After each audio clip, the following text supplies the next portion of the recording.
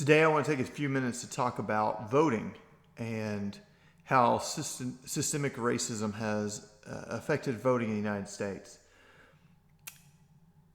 For us, for Americans, perhaps nothing is more precious than the right to vote. The privilege of getting to cast a ballot for the person you want to be mayor, or the proposal that you'd like added to your state's constitution, or even casting a vote for something like president or senator. These are fundamental liberties that we love and cherish. And yet, throughout the history of the United States, the very act of voting has been used to disenfranchise African Americans, and it is still happening today. I just want to talk about it in a couple of ways. I'm not going to exhaust it. That's impossible, but let's talk about it in a couple of ways, beginning with how it was baked into the Constitution when the United States was founded. So, when the Constitution was drafted, you're probably aware of the 3/5 Compromise. Now, the 3/5 Compromise was something that the Constitutional Congress decided to do to placate the southern slave states. Here was the deal. The voting for representatives, say, in Congress, was determined, the number of representatives you could have was determined by population of your state. But African Americans weren't people, so they didn't count. And so these southern slave states were going to have drastically less representatives in Congress. And of course, they didn't want that because they needed that power. We all want political power, I guess, but also if you're going to hold on to slavery as an institution, you can't be drastically outnumbered by other states. So the 3/5 Compromise came about. And the 3/5 Compromise basically said we will count 3 out of every 5 black slaves as human beings for the purpose of determining the number of representatives in Congress. This drastically boosted the number of representatives for southern slave states. But this wasn't the only place where race mattered when it came to elections in the Constitution. The other one, and it's often not talked about, is the Electoral College.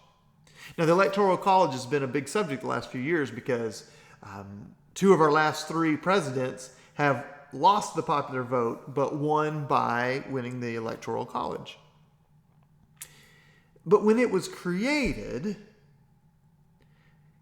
one of the reasons it came about was because of black people and white supremacy. The southern slave states feared that if you elected the president by popular vote, they would not have power. Think about it. When a huge portion of your population are African slaves who are not people, who do not get to vote, then you have a popular vote. You're not going to win. So, the Electoral College was created, and this gave electoral votes not based on population, but based on the number of representatives, which had been boosted by the 3/5 Compromise, and the number of senators your state had. It's no surprise that 10 of the first 15 presidents of the United States came from southern slaveholding states. The Electoral College was set up to make that happen. And of course, the second a president was elected who might be an abolitionist, the southern slave states seceded. Now, after the Civil War and the passing of the 15th Amendment, former slaves now had the right to vote. At least men did. And this drastically changed voting patterns in the South.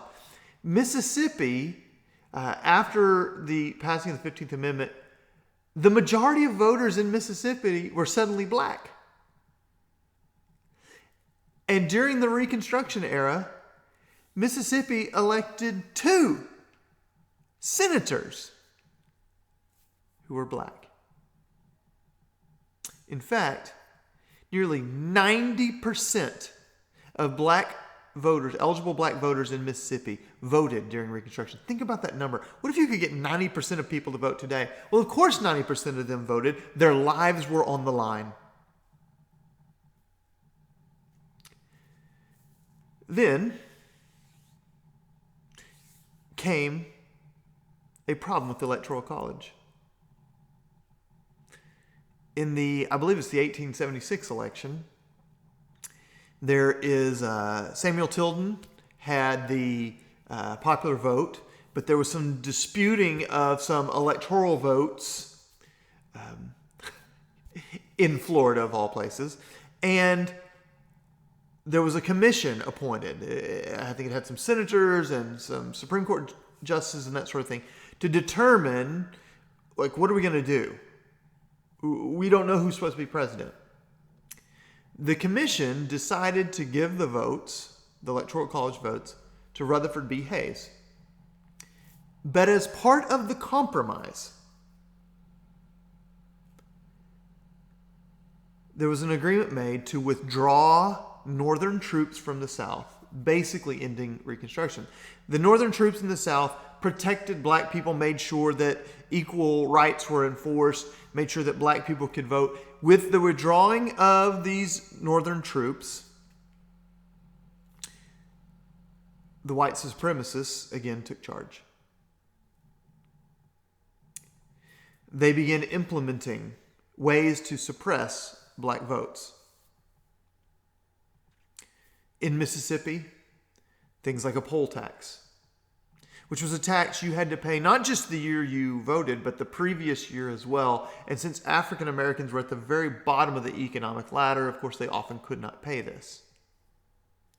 There was a grandfather clause, which said you were eligible to vote if your grandfather had been eligible to vote. Well, of course, no African slave had a grandfather who had been eligible to vote. And perhaps most pernicious was the literacy test. Now, consider that 60% of African Americans in Mississippi at that time could not read or write. But it didn't just eliminate them. Because the literacy test was given by local clerks, the local clerks could make it as hard or as easy as they wanted. For African Americans, the test was typically made extremely complicated, so they would fail. Within 15 years of the withdrawal of Northern troops, black voting in Mississippi had gone from 90% of eligible voters to 6%.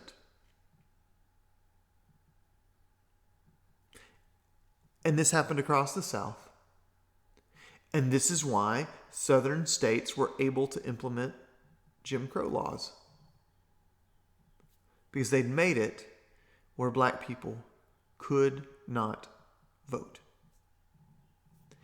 And I haven't even talked about the ways violence, policing, the Ku Klux Klan intimidated and threatened African Americans to keep them from voting. Now, in the 60s, we had the passing of the Voting Rights Act, meant to deal with these problems. 70 years of these problems. Now, the Voting Rights Act was a great thing. It didn't fix everything, but it began making progress. We began to see the number of eligible black voters rise. We began to see the number of eligible black voters who actually voted rise. These are good things. However, 7 years ago, we saw the Supreme Court gut much of the Voting Rights Act. And almost instantaneously, in states that had previously had problems with voting, places that had typically suppressed black votes, we began to see it rise again. Now, obviously, most of these states can't do a literacy test. You're not going to see a grandfather clause. But we've seen the massive purging of voter rolls, saying these people have not voted in the last 2 elections, we're kicking them out, or we can't find this person on the address, we're kicking them out. And it's up to them to know this and to correct it. And has been shown again and again, these massive voter purges affect African Americans and people living in poverty by far more than any other groups. In places like Georgia, what we've seen is the elimination of numerous polling places. Now, that might seem like no big deal, but when there's less polling places, it makes it harder to vote. You have to drive further, or maybe even you have to drive. Numerous African Americans who are poor walk to the polls, but when you eliminate polling places, you make it harder for them to get there. And when you know it, disproportionately, the closing of polling places has happened in African American precincts. Even things like voter ID laws. Now, I know there's a great debate. People are worried about people interfering in our elections, people voter fraud. But here's a couple things to know about voter ID. One, voter fraud is extremely rare. It's infinitesimally rare. And a matter of fact, almost all problems in elections do not happen because of like some voter shows up and doesn't vote as themselves. Almost all problems with elections happen because of interference from officials. We should be more concerned about suppressing votes than about the so rare you're more likely to be struck by lightning thing of voter fraud. But here's the other part of this voter ID thing. Poor people, African Americans, are much less likely to have the ID.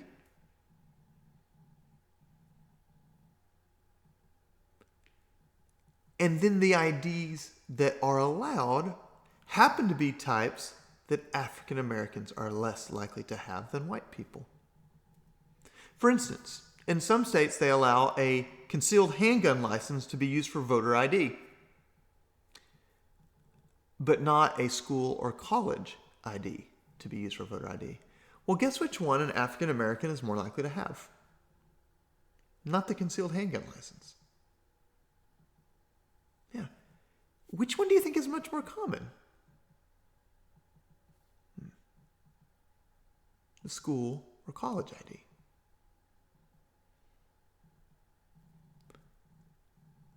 For centuries, African Americans have been pushed aside in both our Constitution and in our voting laws. Their votes have been suppressed and ignored. To the point where, would it surprise you that two of our last 3 presidents who were elected did not win the popular vote? Right? They won by the Electoral College. They did not win the popular vote. But the vast majority of African Americans voted the other way. Electoral College and voter suppression are still systemically hurting African Americans in our society. It is up to us to see how the system is at work and to change the way it affects our most precious, precious privilege of voting.